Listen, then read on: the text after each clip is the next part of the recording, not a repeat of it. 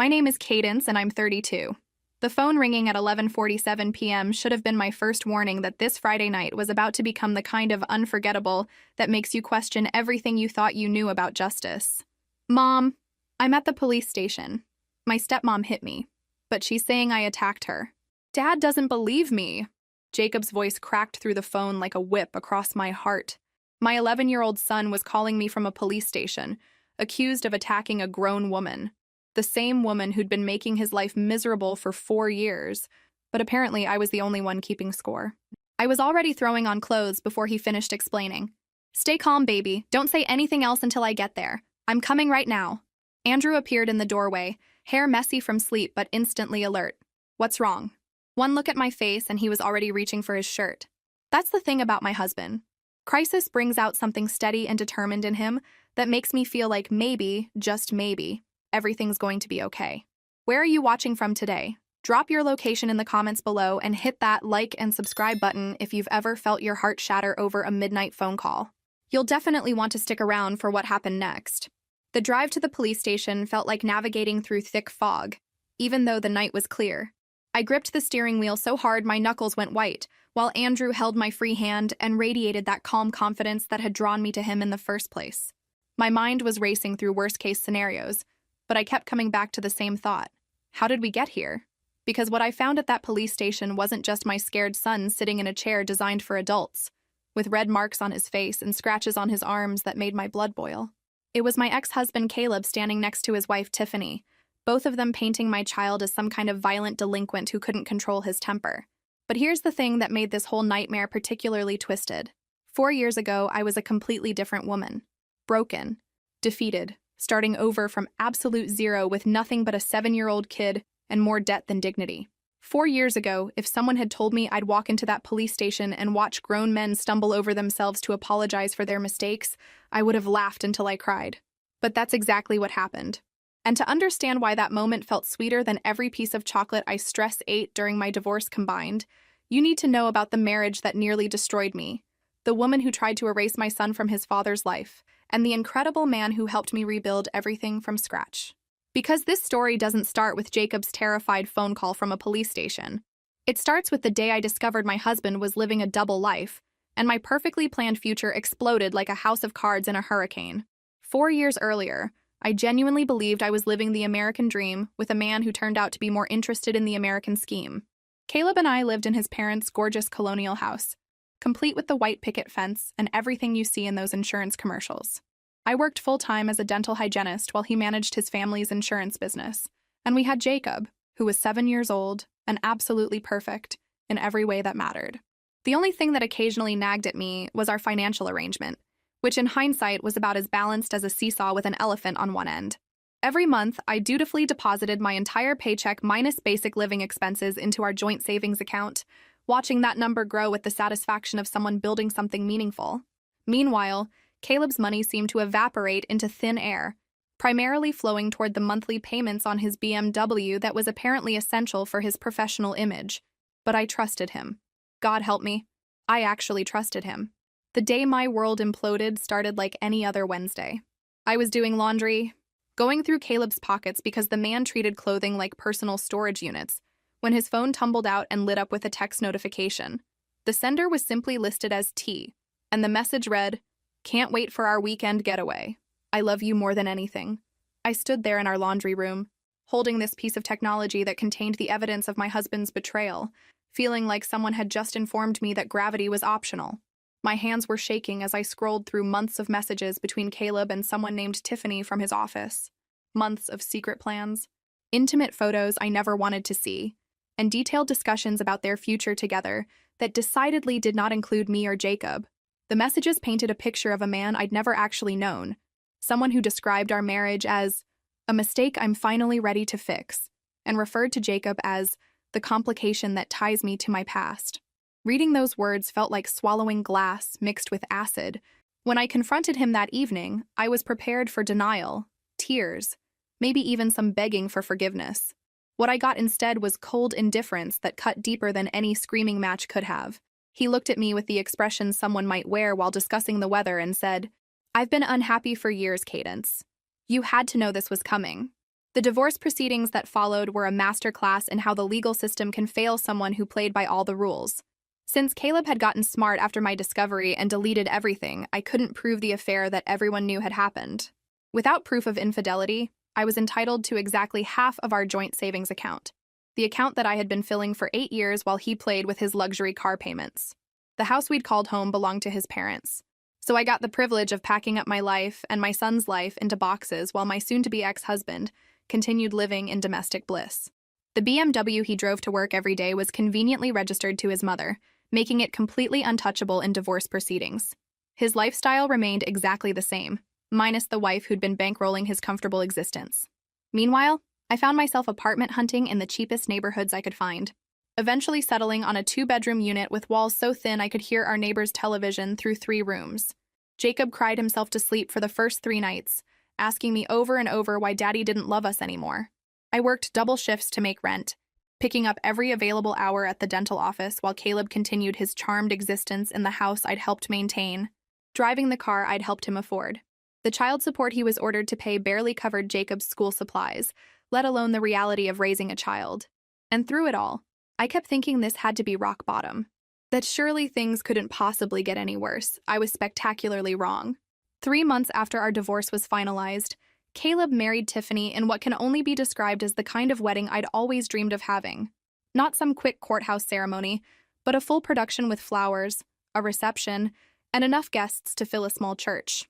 Jacob came home from his first weekend at Daddy and Tiffany's house, carrying a party favor bag and stories about how beautiful everything had been. What he didn't tell me immediately, because he was 7 and still believed the best in people, was how his new stepmother had looked at him during the reception, like he was a wine stain on her perfect white dress. How she'd whispered to her friends within his hearing that she didn't realize there'd be a child there at her own stepson's father's wedding. Tiffany worked in marketing at Caleb's company, which explained how they'd met and why she possessed the kind of manipulative skills that would make a politician jealous. She was 26 years old, blonde in that expensive salon way, and had never been married before. From her perspective, Jacob wasn't Caleb's beloved son who came as part of the package. He was living, breathing evidence that her husband had an entire life before her, a life that included me. To be fair to Tiffany, and I'm feeling generous today, she did try to play the devoted stepmother role initially. She bought Jacob expensive toys that he didn't particularly want, took carefully staged selfies with him for her social media accounts, and made elaborate displays of blending their family that looked perfect from the outside.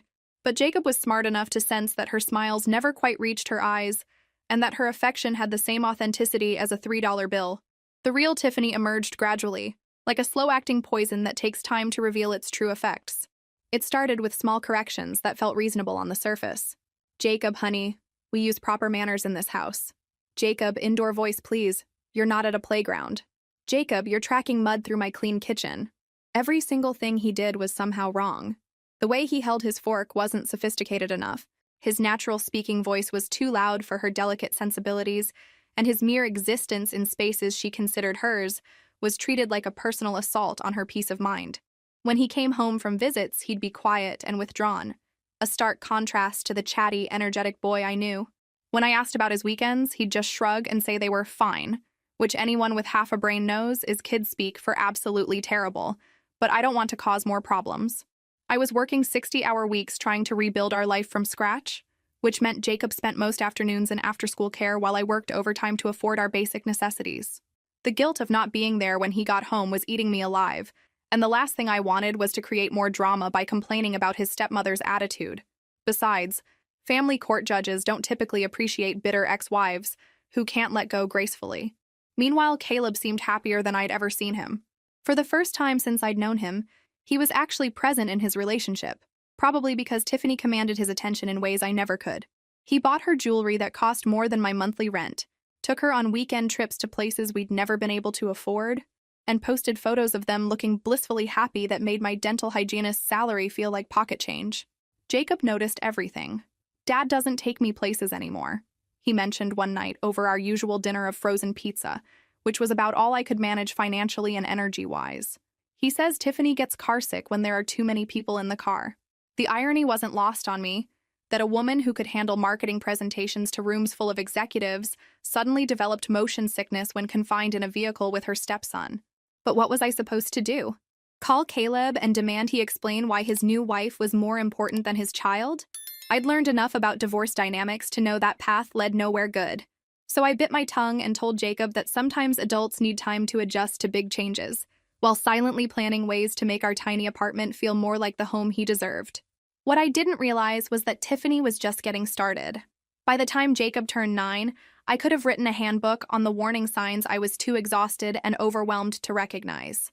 Every visit to his father's house followed the same predictable script.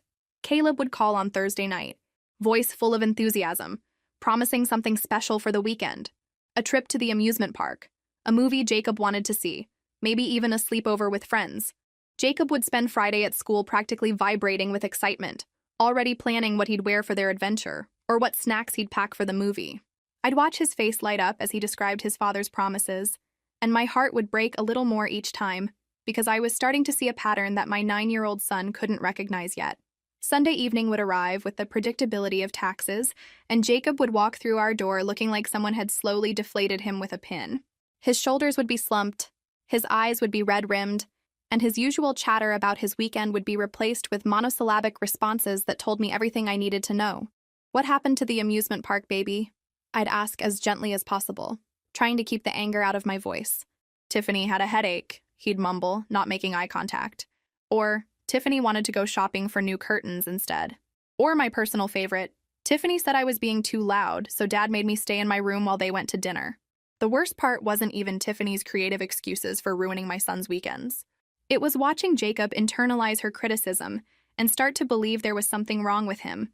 He began asking me questions that no child should have to ask. "Mom, do you think I'm annoying? And why doesn't Tiffany like me?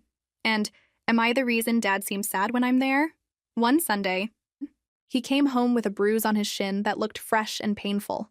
When I asked about it, he said he'd tripped, but something in his eyes made every maternal instinct I possessed start screaming.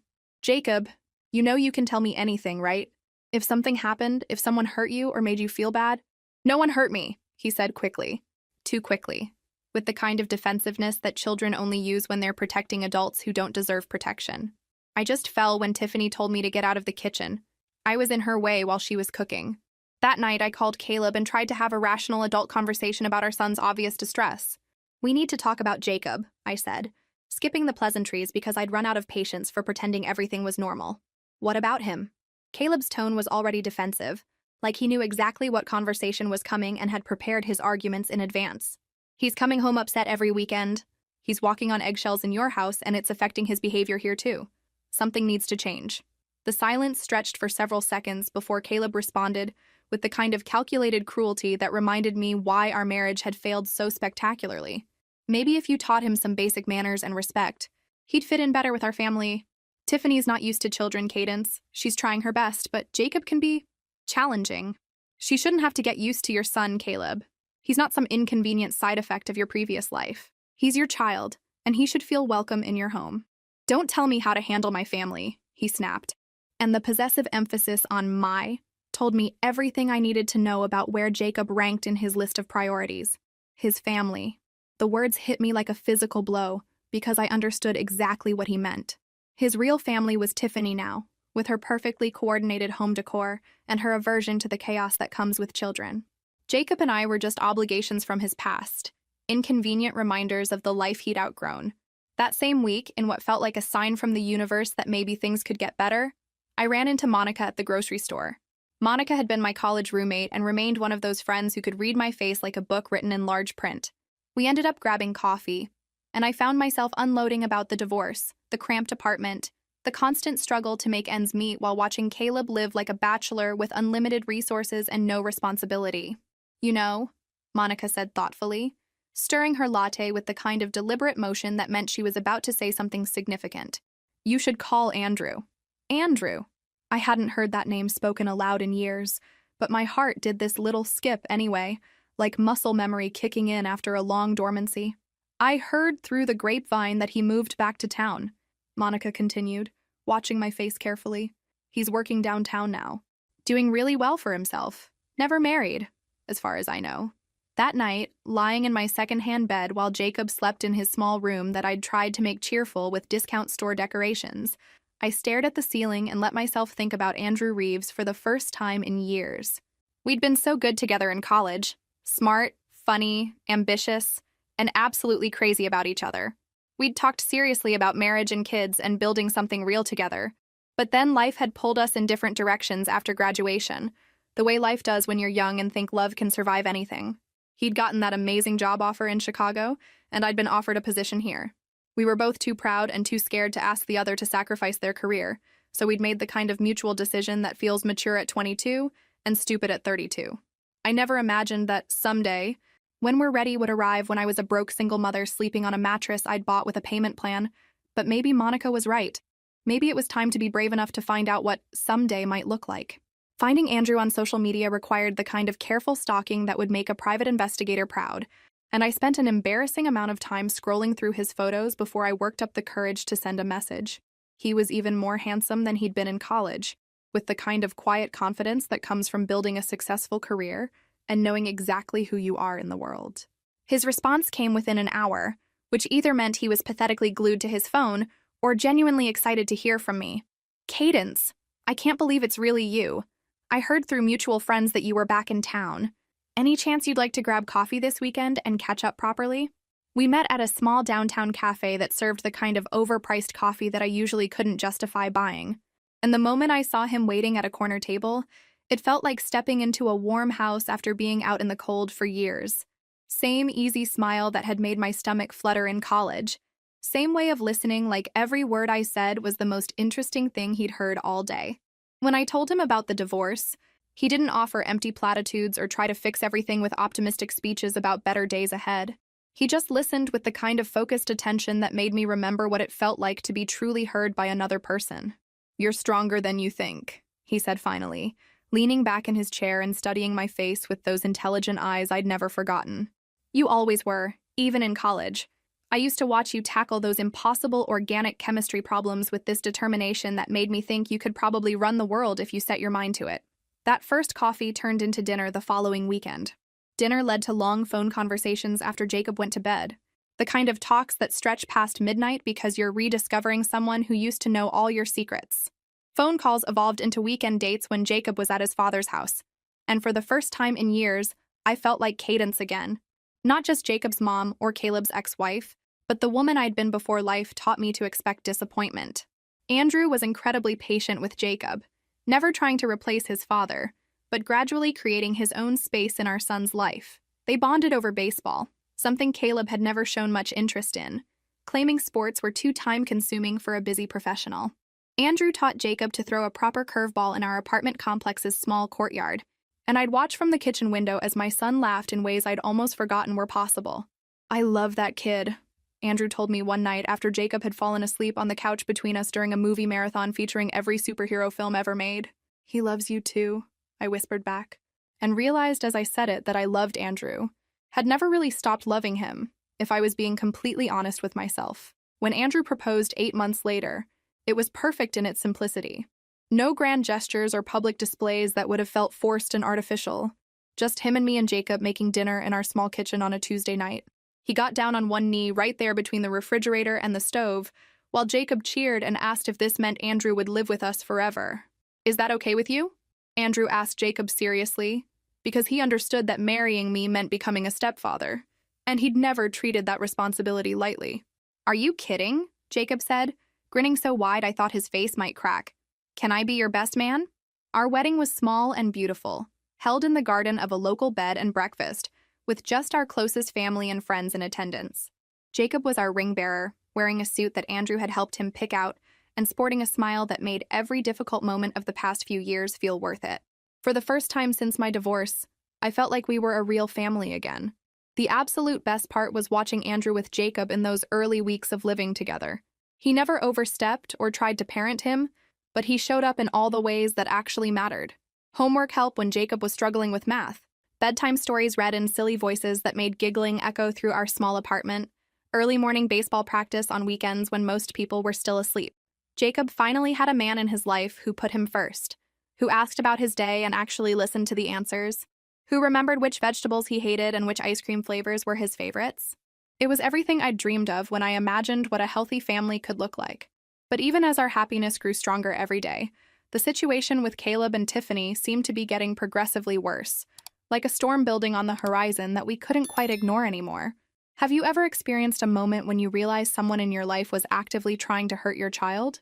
Drop your thoughts in the comments below, because what happened next will make you understand exactly how far a mother will go to protect her baby. Living with Andrew transformed our daily existence in ways I hadn't expected, but it seemed to make Tiffany even more resentful of Jacob's very existence. She started calling with increasingly frequent last-minute changes to custody schedules, claiming sudden family emergencies or unexpected work obligations that somehow always coincided with activities Jacob was looking forward to. "Sorry, but Tiffany's grandmother is in the hospital this weekend," Caleb would announce on Friday afternoons, despite the fact that both of Tiffany's grandparents had died before she was born. A detail I remembered from Jacob's stories about family gatherings. When Jacob did manage to have his scheduled visits, he came home with stories that made me want to drive to Caleb's house and have a very frank conversation about appropriate step-parenting techniques. Tiffany had accidentally served him food containing nuts, despite knowing about his mild allergy. She'd thrown away his homework because it was cluttering her pristine counter space. She'd instituted a rule that he wasn't allowed to call me during visits because it made his father uncomfortable and disrupted their family time. "She told me that you probably don't want to talk to me anyway since you have a new family now," Jacob confided one evening, his voice so small it made my chest ache. I knelt down to his eye level and took his hands in mine. "Baby, listen to me very carefully. You are my family. Andrew is part of our family because I love him and he loves us. But you will always, always be my first priority. You're my son, and nothing in this world will ever change that." Jacob nodded, but I could see the damage Tiffany's psychological warfare was inflicting. She was systematically trying to convince him that he didn't belong anywhere, not in his father's house with their real family, and not in mine with my new husband. The cruelty of it was breathtaking in its calculated precision.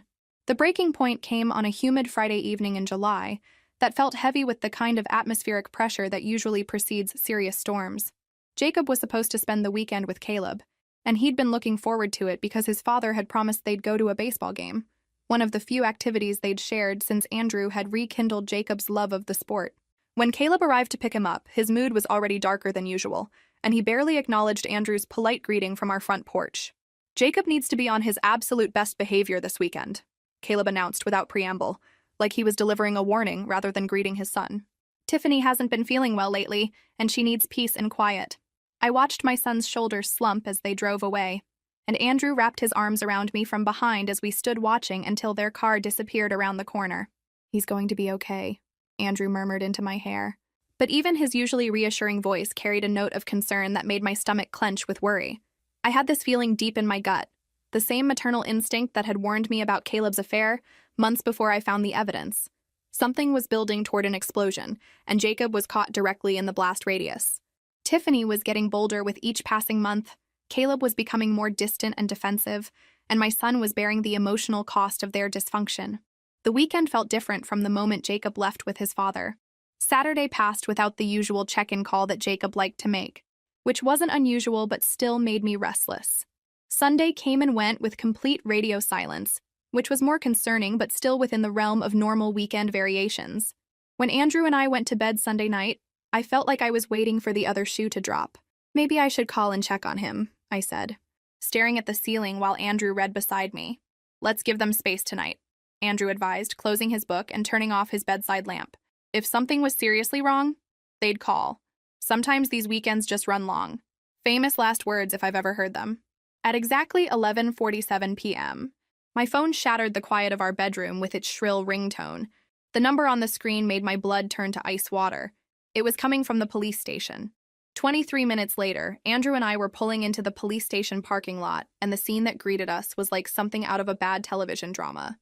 Caleb was pacing near the entrance like a caged animal, his face red with what appeared to be equal parts anger and humiliation.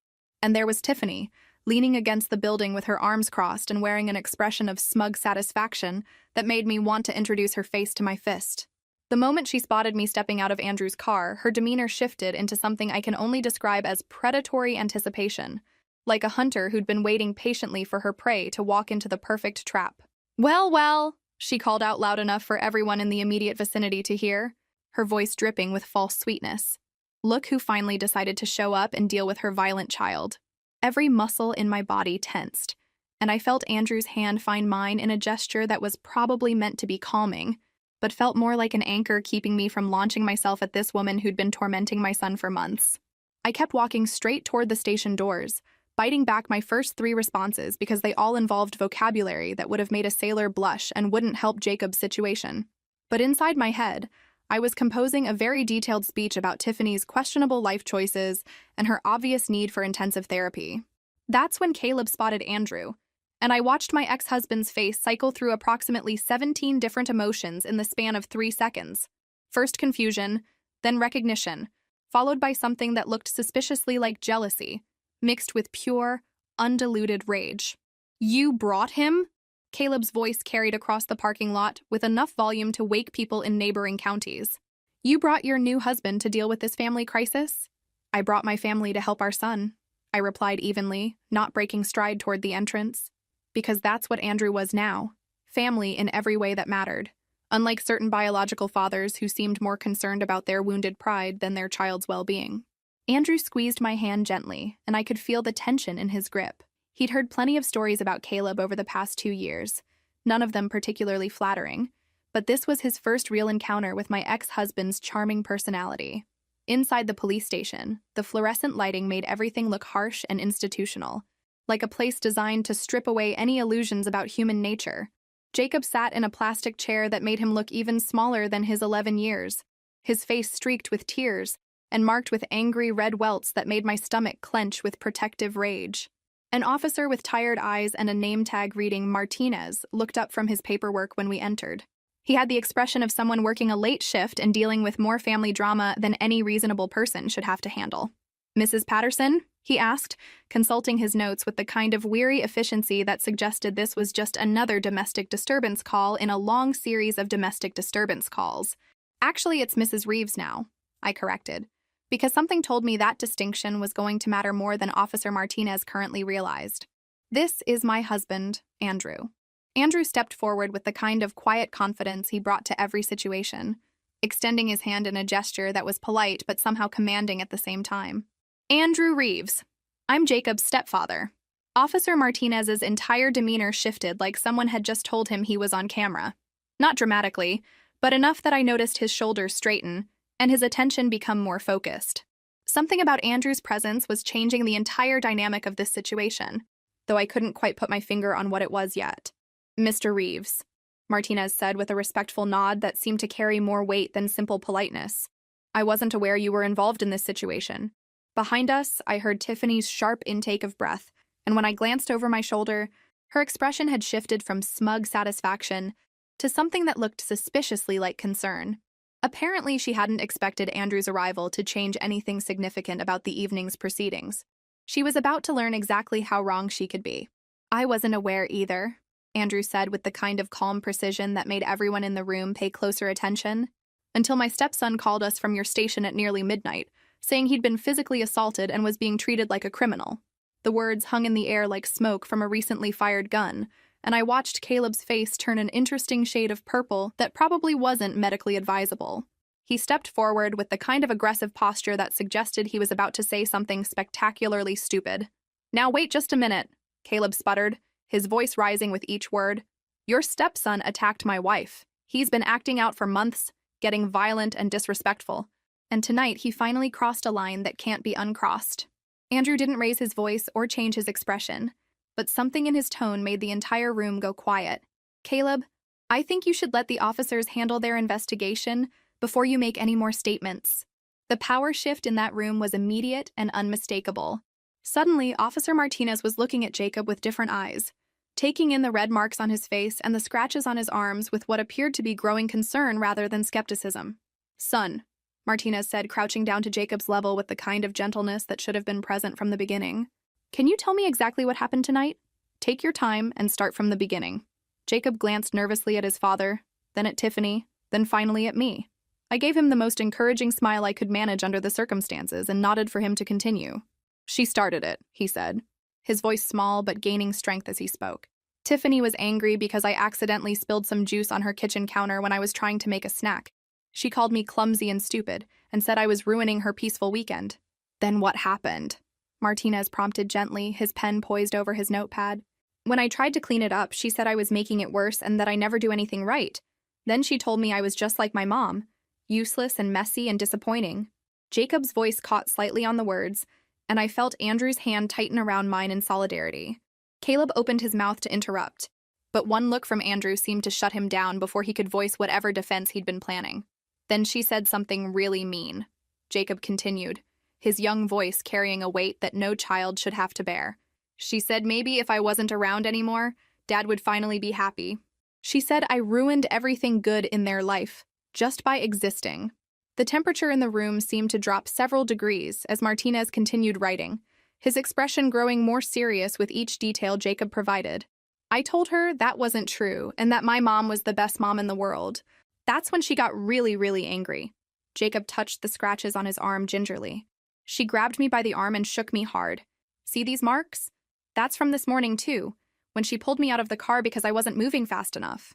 I watched Officer Martinez's eyebrows rise as he made note of this additional information, and Andrew leaned forward slightly with renewed interest. She's been hurting you on other occasions? Andrew asked carefully, and I could hear something in his voice that suggested this detail was more significant than it might seem. Jacob nodded and pushed up his sleeves to reveal additional bruises in various stages of healing. She grabs me a lot when Dad's not looking, but today she was angry about something else, and when I talked back to her, she slapped me across the face and pushed me hard enough that I fell against the kitchen table. Martinez was taking detailed notes now, and his entire approach to the situation had transformed from routine domestic call to serious investigation. "And where was your father during this incident?" Martinez asked. "He came in right after I started crying, but Tiffany told him that I had attacked her first, that I hit her and called her horrible names. Dad didn't even ask me what really happened. He just started yelling at me and called you guys." I looked at Caleb, this man I'd once planned to spend my life with, who had just chosen his wife's fabricated version of events over his own son's obvious injuries and tears. The disappointment was so deep, it felt like a physical weight pressing down on my chest. "That's quite a serious accusation," Martinez said, standing up and looking directly at Tiffany. "Ma'am, you're claiming this 11-year-old child attacked you unprovoked?" Tiffany lifted her chin defiantly, but I noticed her hands were trembling slightly. "He's been increasingly aggressive and disrespectful. Tonight he completely lost control and became violent when I tried to discipline him appropriately." "I see," Martinez said, consulting his notes again. "And you sustained injuries from this alleged attack?" Tiffany hesitated for just a moment too long, and in that pause, her entire story started to unravel like a poorly made sweater. "Emotional trauma," she said finally. "He was screaming at me, threatening me, completely out of control." Andrew stepped forward with the kind of measured confidence I was starting to recognize as his professional demeanor kicking into high gear. "Officer Martinez," he said in a tone that somehow commanded attention without being loud, "I'd like to respectfully request that you examine any available security footage from the apartment complex. Most residential buildings these days have cameras covering the entrances and common areas." The color drained from Tiffany's face so quickly I thought she might faint, and I realized that Andrew had just suggested the one thing she'd been desperately hoping no one would think to check. This was about to get very interesting.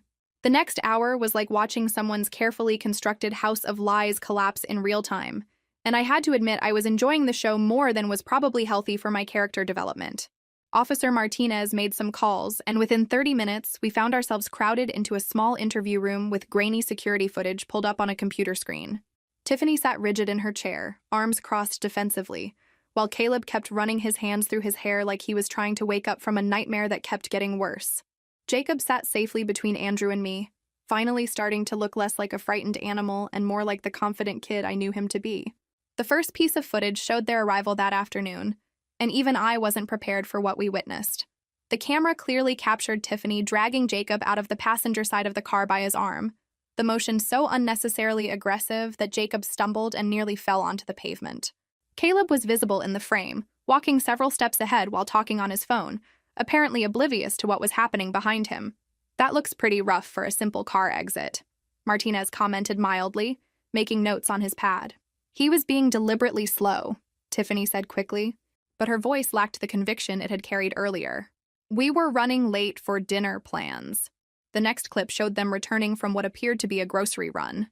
Again, Tiffany had Jacob by the arm, pulling him toward the building entrance while Caleb carried shopping bags and continued his phone conversation like his son's obvious distress was completely invisible. But it was the third piece of footage that sealed her fate with all the finality of a coffin nail. The timestamp showed 10:23 p.m., just over an hour before Jacob had called me in tears. The camera angle captured them on the apartment's covered balcony. And while we couldn't hear the audio, the body language told a story that was crystal clear to everyone watching.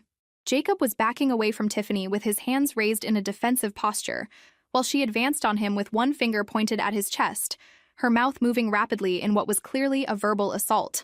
Then we watched her grab his arm roughly and shake him before pushing him hard enough that he stumbled backward against the sliding glass door.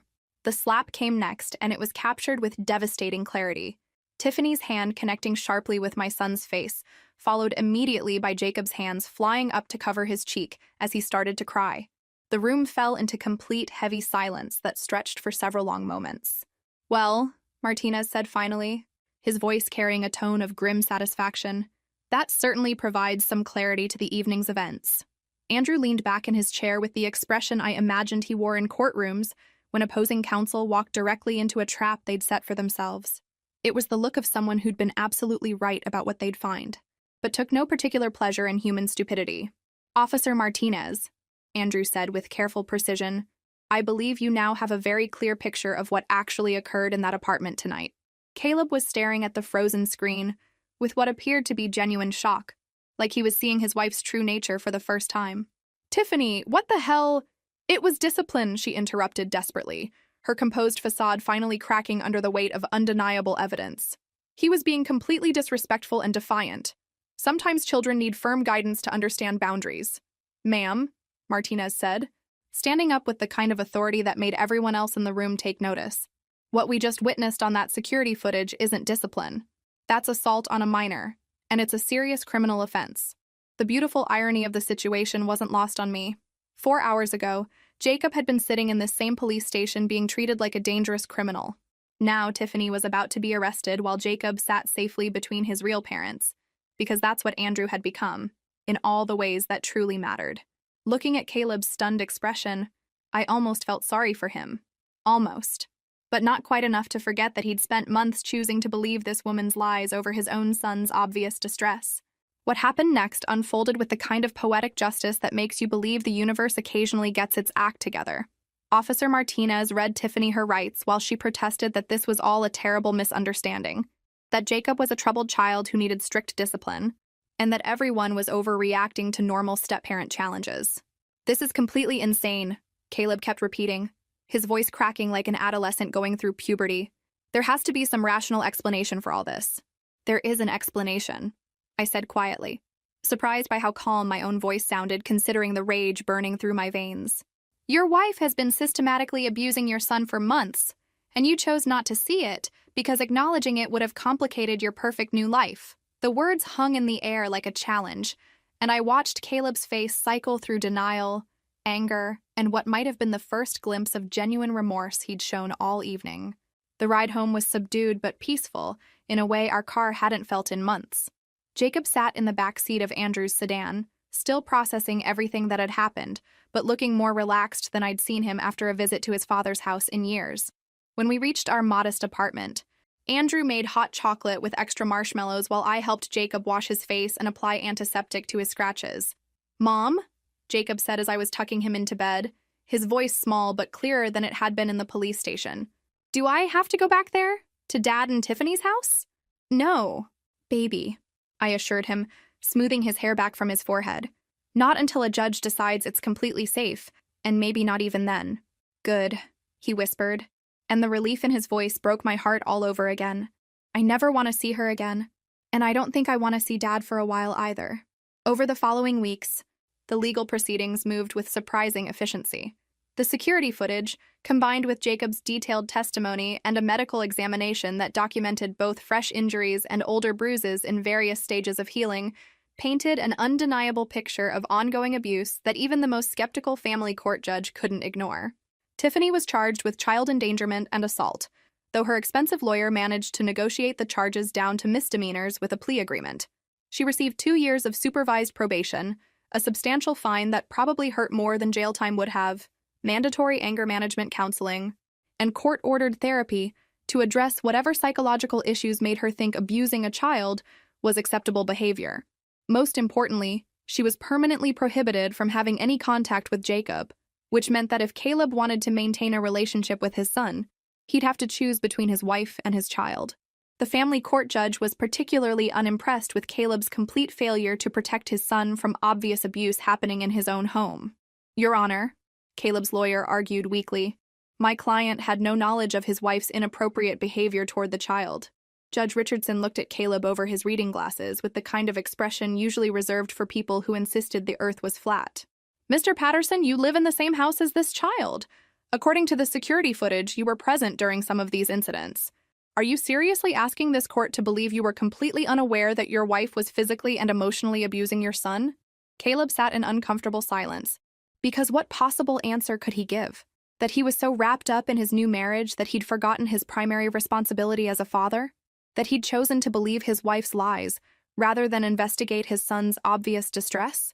That he'd been willfully blind because acknowledging the truth would have required him to make difficult choices? The court suspended Caleb's unsupervised visitation rights indefinitely. Any future contact with Jacob would be limited to supervised visits in a public setting, with the possibility of gradually restored privileges only if Jacob expressed interest and a court-appointed therapist deemed it appropriate for his emotional well-being. 6 months later, Tiffany completed her plea agreement and received the minimum sentence allowed under law. Their marriage lasted exactly 2 more weeks after her conviction became final. Turns out that when you remove the shared enemy of an 11-year-old boy from the equation, some couples discover they don't actually have much in common after all. The first court-mandated supervised visit between Caleb and Jacob took place at a family resource center downtown, in a cheerfully decorated room filled with toys and games designed to help fractured families attempt some kind of healing. I dropped Jacob off with strict instructions to call me immediately if he felt uncomfortable, and Andrew waited in the parking lot reading case files just in case we needed to make a quick exit. Jacob emerged after exactly 60 minutes looking emotionally drained and somehow older than his 12 years. "How did it go, buddy?" I asked gently as we drove home through the familiar streets of our neighborhood. "Dad kept apologizing over and over," Jacob said quietly, staring out the passenger window at the passing houses. "He said he didn't know what Tiffany was really doing, and he wanted us to be a family again like before. How do you feel about that?" Jacob was silent for a long moment, and I could see him working through thoughts that were too complex for someone his age to have to navigate. "I don't believe him, Mom," he said finally, his voice carrying a sadness that made my chest ache. "He was there when she said mean things to me. He heard her call me names and tell me I was ruining their life. He just didn't care enough to stop her." The devastating clarity of childhood struck again. Jacob had identified the fundamental truth that all of Caleb's apologies and explanations couldn't change. When it mattered most, his father had chosen Tiffany's comfort over his son's safety. The supervised visits continued for 3 months, each one leaving Jacob quieter and less enthusiastic about the next one. Caleb spent most of their time together trying to explain and justify his past behavior, rather than simply acknowledging the harm he'd allowed to happen. "Do I have to keep going?" Jacob asked me one evening after a particularly difficult session where Caleb had brought photo albums from Jacob's early childhood, apparently thinking that nostalgia would somehow erase years of neglect and poor choices. Andrew and I discussed it that night after Jacob went to bed. Legally, the court order requires these visits until Jacob is old enough to petition for changes himself, Andrew explained. But we could speak with the family therapist about Jacob's feelings and see if she'd recommend modifications to the arrangement. The court-appointed therapist, Dr. Sarah Chen, was a practical woman with extensive experience in family trauma. After several sessions with Jacob, she agreed that the supervised visits were becoming counterproductive and potentially re-traumatizing. "The child is being forced to repeatedly engage with a parent who cannot acknowledge the extent of his failures," she wrote in her official report to the court.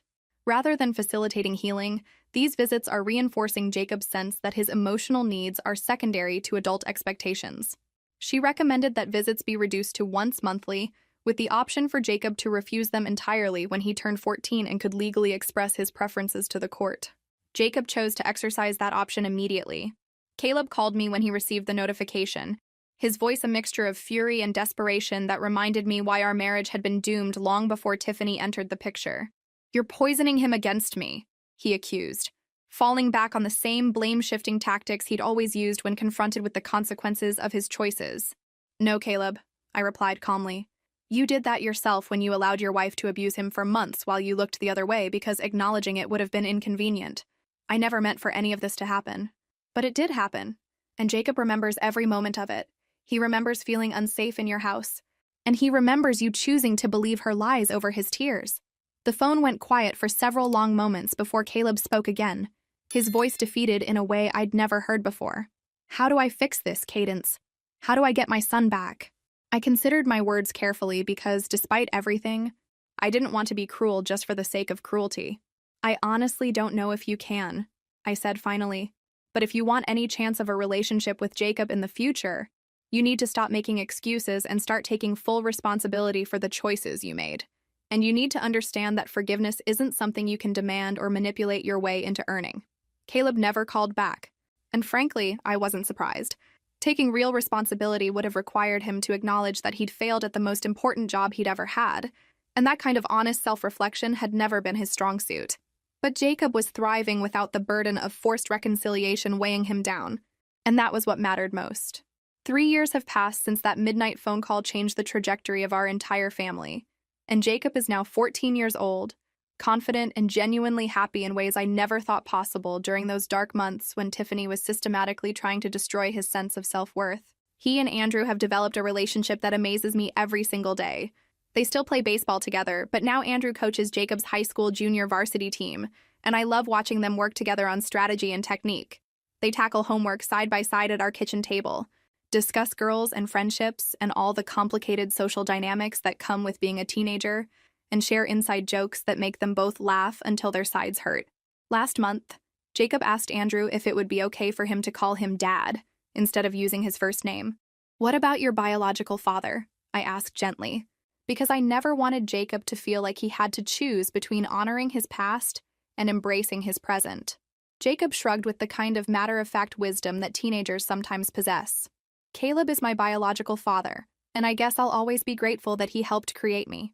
But Andrew is my dad in every way that actually matters." The distinction was important to him, and it clearly meant the world to Andrew, who got genuinely emotional when Jacob started using the title without any prompting or fanfare.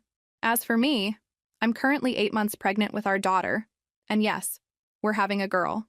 We found out the gender last month, and Jacob has already started planning all the ways he's going to spoil his little sister and protect her from the various dangers of childhood. Watching him transform into the role of protective big brother tells me everything I need to know about the kind of man he's growing up to become. Andrew suggested we build a larger house so the baby would have her own nursery, but Jacob immediately volunteered to share his room until she's old enough to want privacy and independence. "I want to make sure she's never scared at night," he said with the kind of protective instinct that made my heart swell with pride. "And I want her to know she always has someone looking out for her." That's my son, still thinking about protecting people and making them feel safe, even after everything he's been through. Caleb sends birthday and Christmas cards now, always with handwritten notes asking if Jacob wants to see him or if there's anything he needs. Jacob reads them carefully and places them in a wooden box in his closet. He's not ready to forgive, and he may never be, but he's not consumed by anger either. He's just moved on with his life in the way that resilient children do when they're given love and stability. I don't push him toward reconciliation because some wounds need time to heal, and some relationships simply can't survive the damage that's been inflicted on them. Jacob will make his own decisions about his father when he's ready, if he's ever ready. But Jacob is absolutely thriving in every way that matters. His grades are excellent. He has a solid group of friends who appreciate his loyalty and humor, and he knows without any doubt that he's loved and valued and protected by the people who matter most in his life. Sometimes I think about what would have happened if I hadn't found Andrew again. If Jacob had been facing Tiffany's abuse without a stepfather who understood how to navigate the legal system and ensure that justice was actually served. The thought still makes me physically sick. But we did find each other, Andrew and I. And when Jacob needed protection, we had the knowledge and resources and determination to make sure he got it. Sometimes the universe does get its timing exactly right. Our daughter will be born into a house filled with laughter, unconditional love, and the kind of stability I once thought was impossible to achieve. She'll have a big brother who adores her already, parents who choose each other every single day, and the security of knowing that her family will always put her well-being first. And somewhere across town, my ex-husband lives alone in his parents' house, driving a car that's falling apart, working at a job that barely covers his basic expenses. He chose Tiffany over Jacob, chose comfortable lies over difficult truths, and chose his own convenience over his child's safety and emotional well-being. Now he gets to live with those choices for the rest of his life, just like Jacob gets to live with the consequences of having a father who failed him when it mattered most. As for us, we're building something beautiful and real and permanent, the kind of family that nobody can take away from us because it's built on actual love and respect instead of obligation and convenience. If this story resonated with you, make sure to like and subscribe for more stories about families who refuse to give up on each other, even when the odds seemed impossible. Sometimes the best revenge really is just building a life so wonderful that your past can't touch it. And Jacob, he's never been happier, safer, or more loved, which means I've never been more proud to be his mother. That's what victory looks like when you're finally brave enough to fight for what matters most.